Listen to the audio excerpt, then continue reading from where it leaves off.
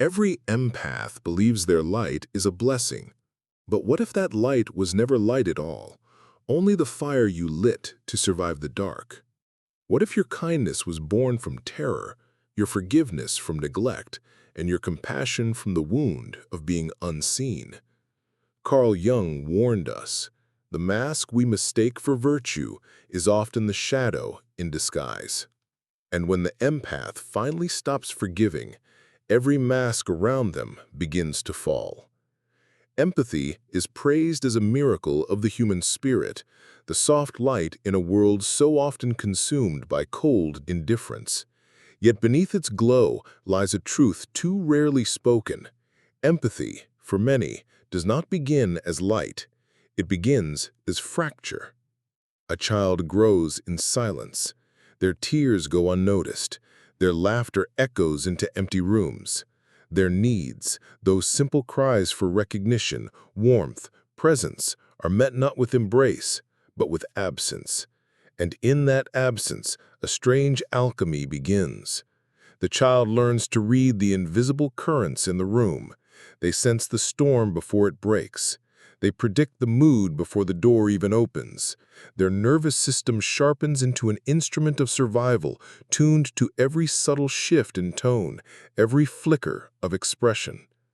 This is empathy at its genesis, not an angelic gift, but an adaptation, a survival strategy woven from fear. The child becomes a mirror, reflecting the needs of others so that their own fragile self might not be shattered further. They learn that harmony keeps them safe, that forgiveness is currency, that invisibility is protection. In Jungian terms, the empath's gift is born from the archetype of the abandoned child.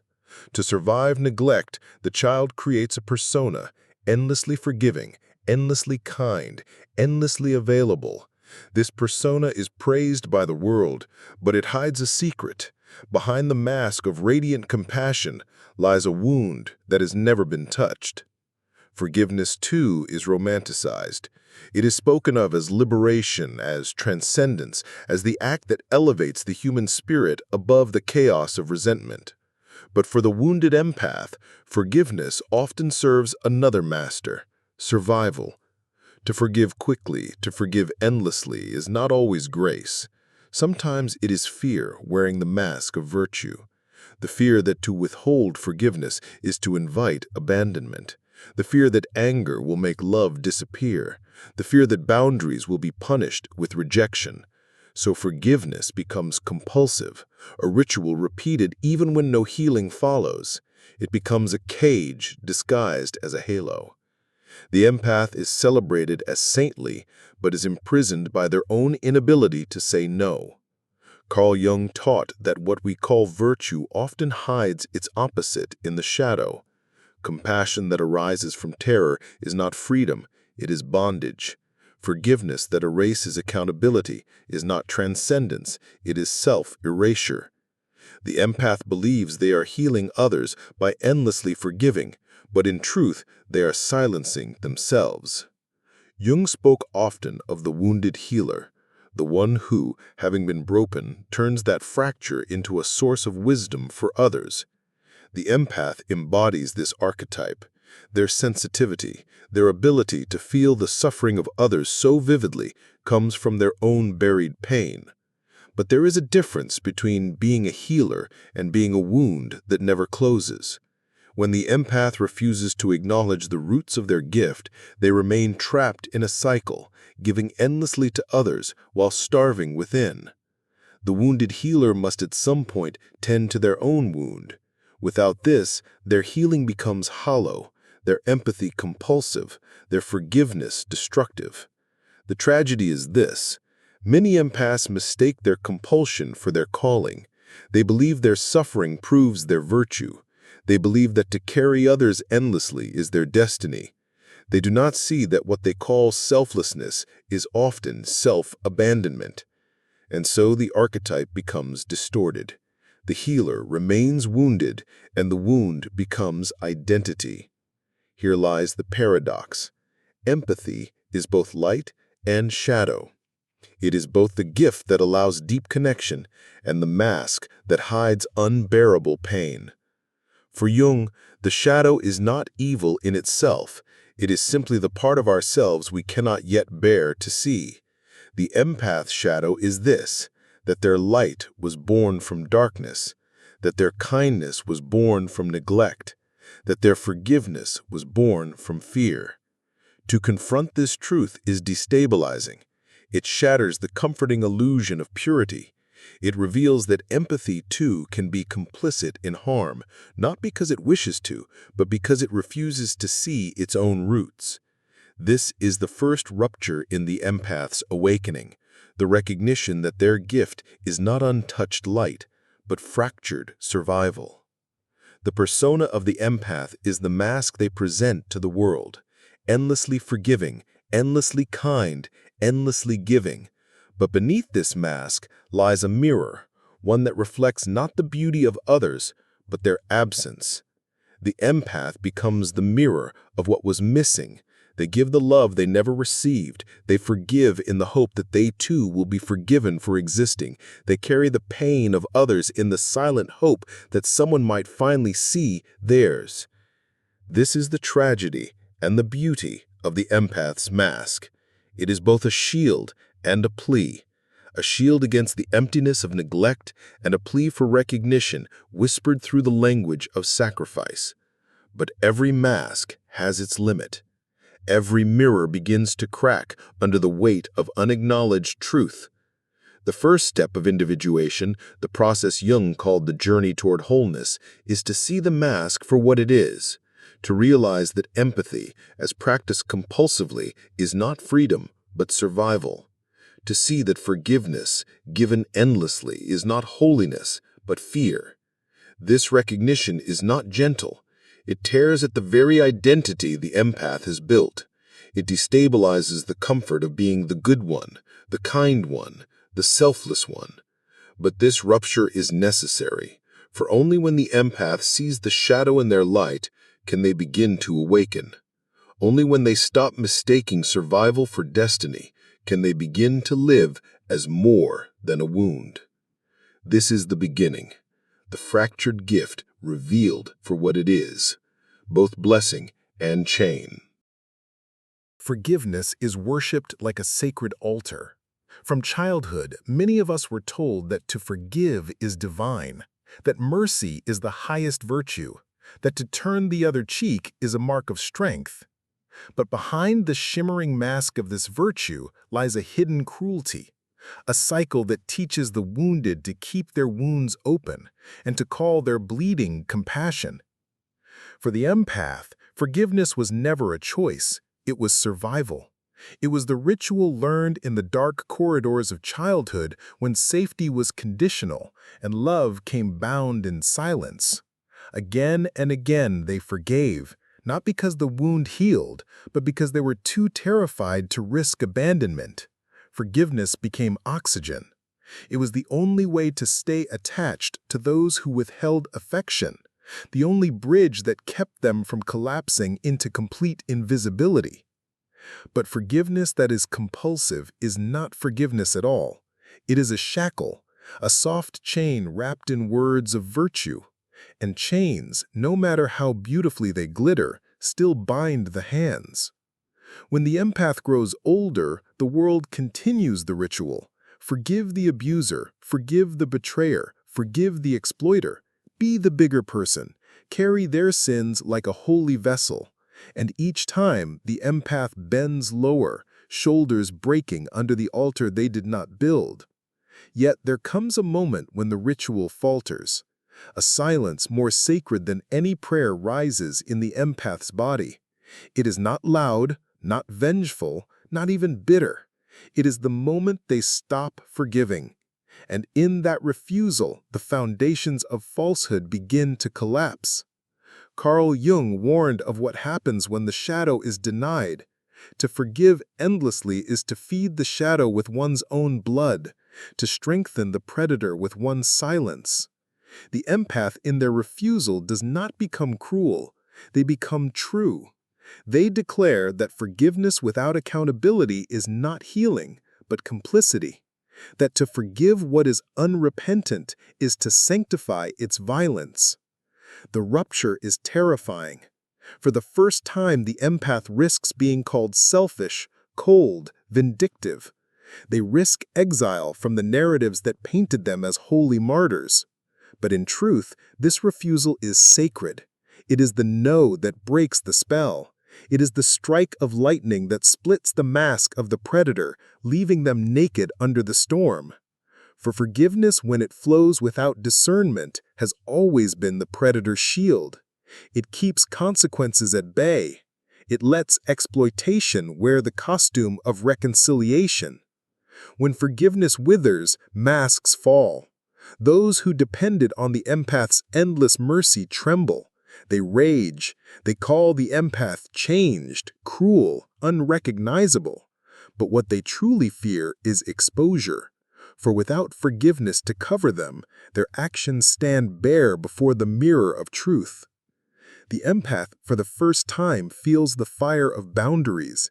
They taste the air of self-loyalty, sharp and unfamiliar. They realize that forgiveness has often been a burial ground where their own needs were entombed, and to stop forgiving is to dig themselves out of the grave of their own erasure. This is not the end of compassion. This is its rebirth. Compassion now refuses to serve as a veil for harm. Love no longer bends itself into a weapon against the self. The empath begins to understand that saying no is not an act of hatred, but an act of alignment with the truth. Forgiveness transforms into something rare, selective, alive, no longer compulsive, but conscious. In Jungian terms, this rupture is shadow integration. It is the moment when the empath gathers the fragments of their denied anger, their buried grief, their silenced no, and welcomes them home. These exiled emotions, once demonized, reveal their secret purpose: to protect the self, to guard the soul's dignity. The empath sees that to live only in forgiveness is to live a half a life, amputated from the darker truths of existence. Forgiveness is no longer an altar. It is no longer demanded. It is no longer endless. It becomes a choice, a sovereign act, a flame lit only when the conditions of accountability and remorse are present. Otherwise, silence takes its place, not the silence of suppression, but the silence of release, a refusal to carry what is not theirs. This rupture marks the turning of an age within the empath. It is the collapse of the false god of perpetual mercy.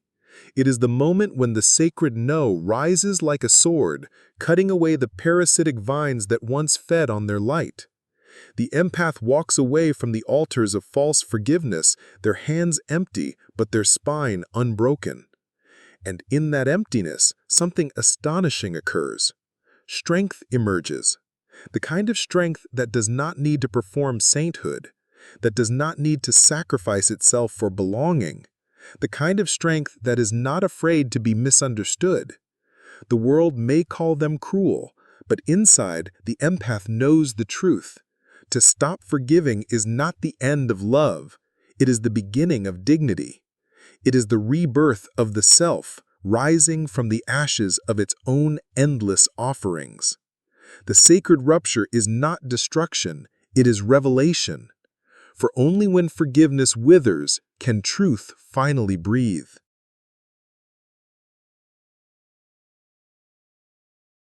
Every predator the empath has ever faced carried a mirror. They did not know it, but each betrayal, each wound, each violation was not only an external event, it was also a reflection, a reminder of something unacknowledged inside themselves. For while the world teaches us to see monsters only outside, Jung reminds us that the true battlefield lies within. The empath, who has long believed their purity lies in their refusal to harm, shudders when they glimpse the truth. The predator is not only out there. The predator also breathes inside. It is not the same as the abuser, but it is born of the same archetypal soil. The shadow carries impulses the conscious mind denies: rage, envy, cruelty, hunger for control. The empath's refusal to face these forces has allowed them to remain unconscious, making them vulnerable to those who act them out in the world. This realization is terrifying, for to see the predator within is to risk shattering the fragile self-image of the good one, the healer, the forgiving soul. But it is precisely this shattering that makes individuation possible.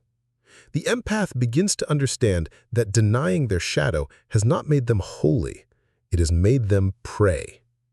The mirror of shadows reveals a paradox.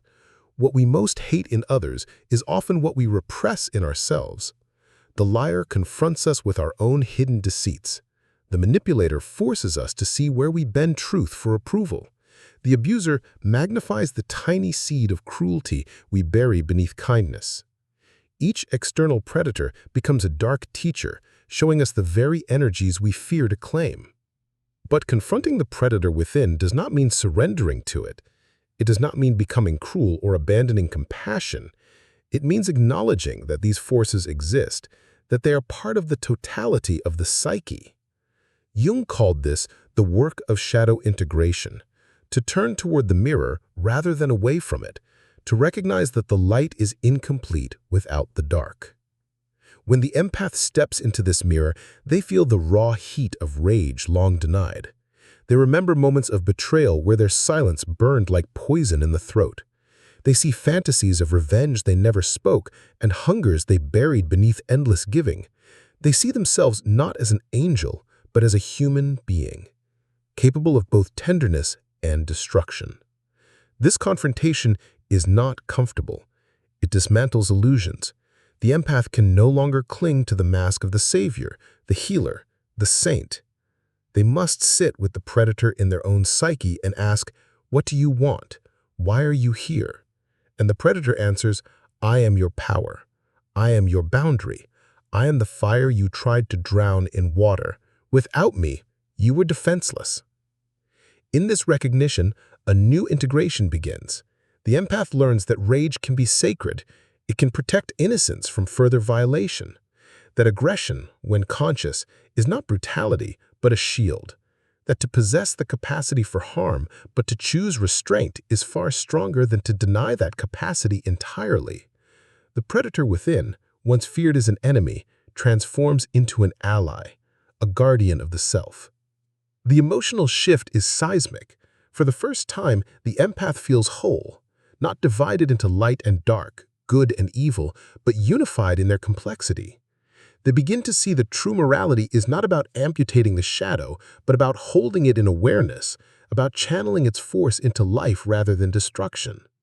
Those who refuse this confrontation remain split. They remain bound to repeat the cycle, endlessly attracting predators outside, because they cannot face the one within.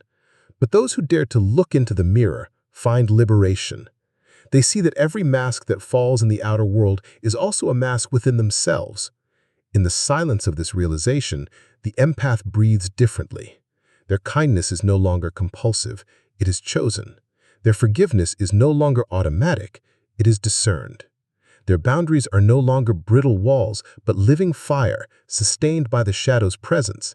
They carry both the healer and the predator, the angel and the beast, the saint and the exile. And in this wholeness, they are no longer prey. The mirror does not lie. It does not flatter. It strips the soul bare, demanding courage.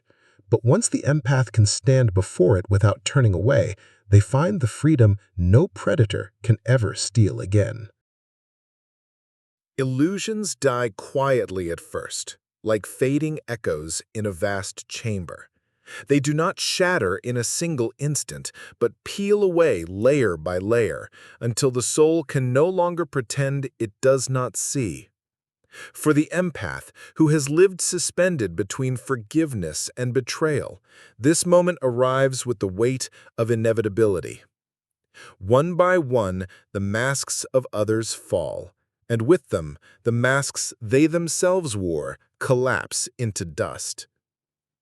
The illusion that love could redeem cruelty, that patience could cure manipulation, that silence could heal violence, all of these begin to dissolve. The empath realizes that what they once called loyalty was often fear of abandonment. What they called forgiveness was fear of confrontation. What they called compassion was sometimes avoidance of truth. These masks had been worn so long they seemed like skin.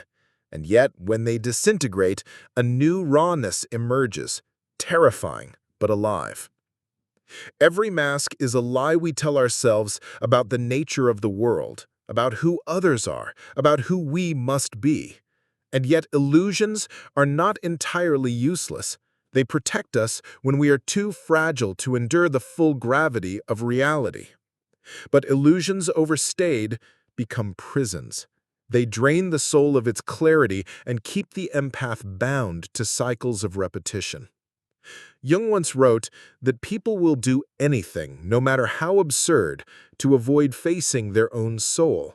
This is the work of illusions. They keep the psyche numb, safe in ignorance. But when the masks begin to fall, there is no way back into blindness. The light is merciless. It reveals how long the empath has been complicit in their own wounding. Not guilty, but complicit. By choosing to believe in the masks, they allowed their own fracture. This is the point where bitterness often tempts the heart. When illusions collapse, it is tempting to see the world as wholly corrupt, humanity as only predator and prey. But the death of illusions, though violent, is not meant to leave the soul in despair. It is meant to leave it in truth. And truth, though severe, carries liberation. The empath learns that every false face they once adored was a projection of their own longing. They did not love the manipulator. They loved the possibility they believed lived beneath the manipulation. They did not forgive the abuser. They forgave the fantasy of who they imagined the abuser could one day become. The mask was not only on the other's face, it was on their own eyes. As each mask crumbles, grief emerges. Grief for lost time, for misplaced trust, for all the nights of sleepless wondering. This grief is sacred. It is the mourning of illusions, and it carves space for something greater than illusion. Vision. Vision that sees clearly, even when it does not like what it sees. Vision that accepts reality not as it should be, but as it is. The death of illusions is, in truth, the birth of sovereignty. For when the empath no longer clings to masks, they are no longer deceived by false promises. They no longer trade their soul for the fantasy of love. They no longer bleed for the dream of someone else's potential. They live in the brutal, beautiful clarity of what is. And in this clarity, they become ungovernable. The predators lose their power because they can no longer hide behind masks. Their charm is transparent, their manipulation obvious, their false intimacy hollow. The empath sees through it all, and what is seen cannot be unseen. The hunter's disguise is gone, and the prey has vanished. This disillusionment, painful as it is the foundation of freedom. The empath who endures it without turning bitter emerges with eyes like fire, piercing, alive, impossible to deceive. They no longer project fantasies, they perceive realities. And perception is a weapon sharper than any mask could conceal. When illusions die, innocence dies too. But in its place, wisdom is born. And wisdom, unlike innocence, does not shatter when touched by cruelty. Wisdom stands, silent and unyielding, before the ruins of masks and whispers, "Now you see. Now you are free." Rebirth does not come softly. It arrives like fire consuming a forest, like storms tearing through the night. To be reborn, one must first allow the self they once were to die. For the empath, this death has been long prepared, through betrayal, disillusionment, and the collapse of illusions. The ashes of their old identity lie scattered, and in those ashes something ancient stirs, the phoenix of the soul. The empath once defined themselves by giving, by forgiving, by carrying the wounds of others as if they were sacred relics. But in the silence after the fall, they discover a deeper truth. Their worth was never measured by how much pain they could absorb. It was measured by the fire they carry within, the fire they had buried to keep others comfortable. This fire is not rage alone, it is life force itself. It is eros, vitality, the will to exist unbroken. Jung wrote that one does not become enlightened by imagining figures of light, but by making the darkness conscious. This is the alchemy of the phoenix. The empath who dares to confront their own shadow does not simply survive betrayal, they are transfigured by it. They discover in themselves the predator they once feared, the darkness they once denied, the raw instinct that was once buried beneath politeness. This darkness does not corrupt them, it completes them. Rebirth means the union of opposites. The empath who was once only light now embraces their night. They learn that mercy without boundaries is self-destruction, but mercy with boundaries is power. They learn that love without discernment is delusion, but love with clarity is strength. They learn that forgiveness without accountability is enslavement, but forgiveness with truth is liberation. The dualities merge and the phoenix rises from the ashes of extremes. This rebirth is not loud, it is not a spectacle. It is a silent transformation, invisible to the untrained eye. Outwardly, the empath may appear calm, even ordinary, but inwardly, their soul has been reforged in fire. They are no longer governed by guilt, no longer enslaved by illusions, no longer manipulated by masks. They have become sovereign. And with sovereignty comes a strange serenity. The empath does not need revenge, for they understand that those who betrayed them are prisoners of their own shadows. They do not need validation, for they know their worth is not a currency to be traded. They do not need masks, for they can walk in truth, unhidden. Their power is quiet, yet unshakable. Rebirth through shadow is not the end of suffering. It is the end of blindness. Pain will still come. Betrayal will still occur. Illusions may still tempt. But the phoenix carries within it the memory of fire. It knows that no destruction can truly end it. Each fall is fuel for the rise. Each ending is preparation for a deeper becoming. The empath reborn is no longer the fragile forgiver. They are the firekeeper of their own destiny. They walk through life with eyes that see, a heart that feels, and a spirit that refuses to bow. They are no longer prey, no longer bound, no longer silenced. They are the phoenix, eternal in their capacity to rise, even when the world burns around them.